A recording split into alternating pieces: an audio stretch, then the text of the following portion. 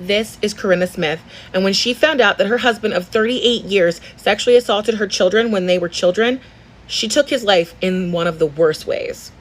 Corinna lived a pretty happy, unassuming, normal life in the town of Neston near Liverpool, and then in July of 2020, her daughter confided in her that their father, Michael Baines, had sexually assaulted both of them for many years when they were children.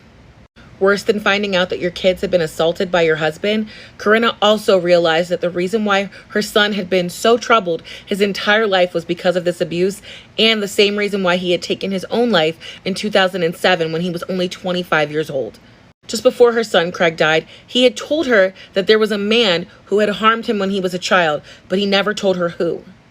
Corinna left her daughter and went home and took matters into her own hands. She went home, picked up a bucket from her garden and filled it with water and then took it into the kitchen. She put the water on to boil and there she added 3 kilograms of sugar and waited for it. It took 13 minutes. Then she went into their downstairs bedroom, stood over the bed and poured the liquid all over his body, trying to get as much as she could.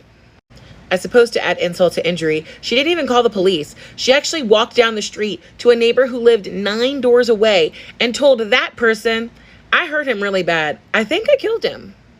That neighbor went back to her house to see what in the world she was even talking about and found Michael just writhing in pain and called the police. The neighbor said that the skin on his right arm and hand was already starting to peel off. They took him to a local hospital's burn unit and discovered that there were severe burns on 36% of his body. There he lived for an additional 5 more weeks, enduring excruciating surgeries and skin grafts. Unfortunately for Corinna, British police did not agree with her version of justice. In June of 2021, she was found guilty of murder. In one of her police interviews, she admitted that she poured boiling water over Michael with sugar in it, but she said that the whole thing was a blur and minutes became seconds. "I just lost it and I was so emotional. I was not acting out of revenge." The prosecution said that she had time to think about things and calm down, the 13 minutes that the water was boiling.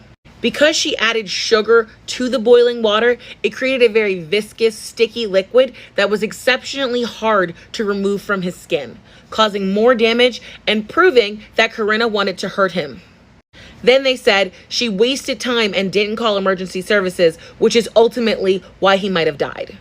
Her sentencing was July 12, 2021, and she was given life in prison for the exceptionally cruel way that she murdered her husband.